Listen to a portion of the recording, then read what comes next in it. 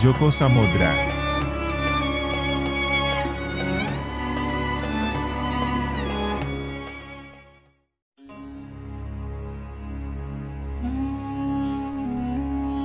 Pada suatu malam, ada sebuah perahu dagang dari Gresik melintasi Selat Bali. Ketika perahu itu berada di tengah-tengah Selat Bali, tiba-tiba terjadi keanehan. Perahu itu tidak dapat bergerak, maju tak bisa, mundur pun tak bisa. Nahkoda memerintahkan awak kapal untuk memeriksa sebab-sebab kemacetan itu. Mungkinkah perahunya membentur batu karang? Setelah diperiksa, ternyata perahu itu hanya menabrak sebuah peti berukir indah, seperti peti milik kaum bangsawan yang digunakan menyimpan barang berharga. Nahkoda memerintahkan mengambil peti itu. Di atas perahu peti itu dibuka, semua orang terkejut karena di dalamnya terdapat seorang bayi mungil yang bertubuh montok dan rupawan. Nahkoda merasa gembira dapat menyelamatkan jiwa si bayi mungil itu, tapi juga mengutuk orang yang tega membuang bayi itu ke tengah lautan. Sungguh orang yang tidak berperi kemanusiaan. Nahkoda kemudian memerintahkan awak kapal untuk melanjutkan pelayaran ke Pulau Bali. Tapi perahu tak dapat bergerak maju. Ketika perahu diputar dan diarahkan ke Gresik, ternyata perahu itu melaju dengan pesatnya. Ini benar-benar kejadian gaib, kejadian di luar perhitungan manusia biasa. Pertama, hanya karena peti perahu ini tak dapat bergerak. Kemudian setelah peti ini kita buka, perahu tak dapat melanjutkan perjalanan ke Pulau Bali. Baiklah, kita kembali saja ke Gresik. Kita laporkan kejadian aneh ini kepada majikan kita. Demikian kata nahkoda kepada anak buahnya. Perahu itu pun melaju cepat ke arah Gresik, tanpa ada halangan dan rintangan. Padahal berdasarkan perhitungan, berlayar ke arah barat saat itu sama dengan menentang gelombang dan badai. Mereka tiba di pelabuhan Gresik dengan selamat. Tetapi, Nyai Ageng Pinatih merasa cemas melihat kapal perahu dagang miliknya kembali lebih cepat dari biasanya. Apa yang terjadi? Mengapa kalian pulang secepat ini? Hardik Nyai Ageng Pinatih. Lebih-lebih setelah diperiksa, barang dagangan masih utuh seperti semula. Nyai Ageng Pinatih mulai naik pitam. Nahkoda perahu tak banyak bicara, dia perintahkan anak buahnya, membawa peti berisi bayi ke hadapan Nyai Ageng Pinatih. Peti inilah yang menyebabkan kami kembali dalam waktu secepat ini. Kami tak dapat meneruskan pelayaran ke Pulau Bali, kata sang nahkoda. Hanya karena peti? Apa isinya? Harta karun? Hardik Nyai Ageng Pinatih. Inilah isinya, kata nahkoda sembari membuka tutup peti itu. Sepasang mata Nyai Ageng Pinatih terbelalak heran melihat bayi montok, sehat, dan rupawan. Menggerak-gerakkan tangannya sembari menatap ke arahnya.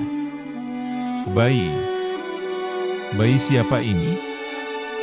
Gumam Nyai Ageng Pinatih sembari mengangkat bayi itu dari dalam peti. Begitu diangkat, bayi itu tampak tersenyum. Hati Nyai Ageng Pinatih berbinar-binar, seketika itu juga dia merasa sangat suka pada si bayi. Lebih-lebih dia itu adalah seorang janda yang tidak dikaruniai seorang putra pun. Kami menemukannya di tengah samudra Selat Bali, jawab nahkoda kapal. Tengah samudra? Ulang Nyai Ageng Pinatih. Benar Nyai Ageng. Lalu apa rencana kalian atas bayi ini?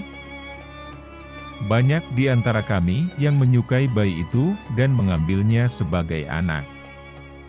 Tapi kami tahu betapa lama Nyai Ageng mendambahkan seorang putra, maka lebih tepat kiranya bila Nyai Ageng yang merawat dan membesarkan bayi itu. Jelasnya kalian berikan bayi ini kepadaku? Nyai Ageng menegaskan. Benar Nyai Ageng. Nyai Ageng Pinatih merasa sangat berterima kasih kepada nahkoda dan anak buahnya. Memang sudah lama dia menginginkan seorang anak. Sebagai ungkapan rasa senangnya kepada nahkoda dan anak buahnya. Selanjutnya bayi itu diambil anak angkat oleh Nyai Ageng Pinatih. Beliau seorang janda kaya raya yang disegani masyarakat Gresik. Karena bayi itu ditemukan di tengah samodra, maka Nyai Ageng Pinatih kemudian memberinya nama Djoko Samodra. Nyai Ageng Pinatih adalah seorang muslimah yang baik. Walau Djoko Samodra bukan anak kandungnya, dia merawat dan membesarkannya dengan penuh kasih sayang. Terlebih Djoko Samodra itu ternyata mempunyai sifat yang baik. Kepada ibunya, dia sangat berbakti, selalu bersikap menyenangkan hati. Kepada orang yang lebih tua, dia selalu menghormati dan menjunjung tinggi. Kepada teman-teman sebayanya, dia tak pernah menyakiti atau berbuat usil. Pendek kata, Djoko Samodra benar-benar merupakan profil anak yang menjadi buah hati orang tua, dan pantas dibanggakan setiap orang tua. Ketika berumur 11 tahun, Nyai Ageng Pinatih mengantarkan Djoko Samodra untuk berguru kepada Raden Rahmat, atau Sunan Ampel di Surabaya. Menurut beberapa sumber, mula pertama Djoko Samodra, setiap hari pergi ke Surabaya dan sorenya kembali ke Gresik. Sunan Ampel kemudian menyarankan agar anak itu mondok saja di pesantren Ampel Denta, supaya lebih konsentrasi dalam mempelajari agama Islam. Dalam beberapa minggu saja, Sunan Ampel telah dapat mengetahui bahwa Djoko Samodra bukanlah anak sembarangan. Muridnya yang satu ini memiliki kecerdasan luar biasa. Semua pelajaran yang diberikan mampu dicerna dan dihafal dalam tempo yang tidak terlalu lama. Pada suatu malam, seperti biasa, Raden Rahmat hendak mengambil air wudhu guna melaksanakan sholat tahajud, mendoakan murid-muridnya, dan mendoakan umat agar selamat di dunia dan akhirat. Sebelum berwudu, Raden Rahmat menyempatkan diri melihat-lihat para santri yang tidur di asrama. Tiba-tiba, Raden Rahmat terkejut. Ada sinar terang memancar dari salah seorang santrinya. Selama beberapa saat beliau tertegun. Sinar terang itu menyilaukan mata. Untuk mengetahui siapakah murid yang wajahnya bersinar itu, maka Sunan Ampel memberi ikatan pada sarung murid itu.